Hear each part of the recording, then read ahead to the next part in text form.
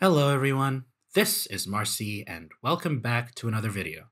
In this video, we're going to be diving into my recent conlang project, Fonòxos, or Fonnocus, anglicized. We'll be focusing on the language's sound and grammar systems, whilst briefly touching upon the project's history, its in-universe use and writing system before concluding with some basic phrases. So, let's start off with what it is as a conlang project. Fonòxos is the latest reworked version of my first conlang ever, Cyrillus, which I made for two of my OCs to speak in within the setting of my old comics. In-universe, Fonòxos 2 is a conlang, specifically an auxlang, constructed by Fonòxos at the behest of an interplanetary empire. I said interplanetary because it's within the same star system. Basically, it's a civilization approaching a 2 on the Kardashev scale. In any case, the auxlang proved to be a success over its competitors, and is still widely used as a lingua franca for much of their world. Alright, time for sounds, starting with consonants. To the typical Fonnocus speaker, the language has 15 base consonants. However, if we include elaphony, we get around 19 to 21. To talk about some features of note in Fonnocus's consonant inventory, the R is rolled, like in basically everywhere in our world, has a guttural H sound, the velar fricative, and has two affricates, f and ts, with ts being its own phoneme, whilst f and h only occurring in particular environments. Vowels in Fonnocus are very simple, 4 vowels, with o and u mostly existing in free variation, the exception being when they're in hiatus. A syllable in the language could be made of up to 2 consonants making the onset, and a small subset of coda consonants that follow the nucleus's vowel. Word finally, 2 consonants may also cluster in the coda. Vowels in hiatus tend to shift, change, and dissimilate, with o often rising to u. These twosome, or even threesome, of vowels can be analyzed in various ways when it comes to pronunciation. However, in the eyes of prosodic stress, one vowel is 1 syllable. Stress is penultimate, by the way. It lands on the syllable before the final one. There are other phonotactics, but they're more of a good read for language nerds like me than they are interesting points to talk about, so here they are for your eyeballs. The romanization for Fonnocus also exists in universe, as the speakers of Fonnocus also found their way to Earth, the X here being used to represent the guttural H sound. As for its native writing system, it's a featural orthography, used for screen displays during the Interplanetary Empire's heyday. As you may notice, the highlighted letters here are duplicates of the respective letters before them.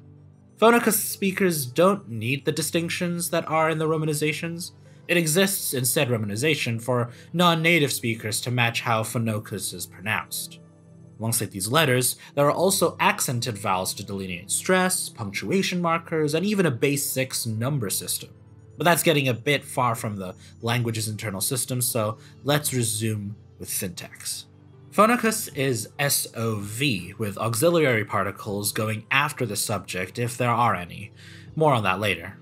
Noun phrases are also primarily head initial, with adjectives, possessives, and genitives going after the noun.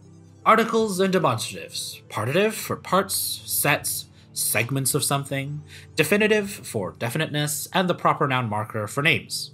Demonstratives, unlike articles, go after the noun, often landing pretty far back in the noun phrase, and can only be used when one of the 3 articles are appended to the noun. Pronouns too are pretty straightforward, though yeah, they don't have a first-person plural we pronoun. Instead, they use a combination of pronouns, i.e., they and I, or you and I. When conjugating, the priority goes to the first person, then the second, then the third. And speaking of conjugations, Fonnocus has polypersonal agreement, with conjugations for the subject, indirect object, and direct object. The order of the prefixes is also the order in which the nouns in the sentence follow. Also, the first and second person singular tend to be dropped, using the conjugation on the verb to mark the subject. In any other case, when the subject is plural, or if it's any kind of third person, the subject pronoun cannot be dropped. Fonnocus conjugation gets even messier when you introduce its tenses and valency changing operations.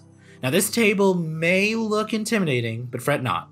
The bulk of the conjugations here are that along tenses. Well, aspect, linguistically speaking, but for the layman, just think of them as tenses. Those tenses mark if an event's concluding, starting, or about to start, or whether the events happened in an instantaneous burst, or is a continuous progressing flow. Just look at the list, it should explain itself. As for the valency changing operations, they're comprised of the passive and causative voices, and 2 applicatives. The passive voice makes the patient the subject of the verb, whilst the causative forms a new agent, the one who caused the event, whilst demoting the old subject to patient. Think, I jumped, turning into, you made me jump. The 2 applicatives work similarly to the causative, but they instead add more objects to the necessary arguments for the verb.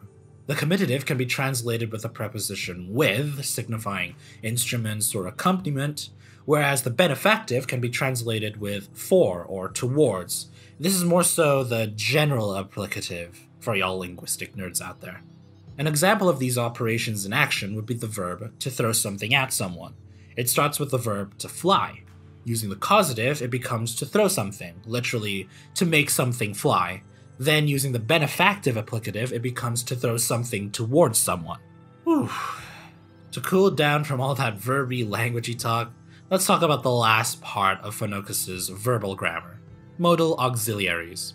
These particles can often just be translated with a single verb like can, may, must, etc.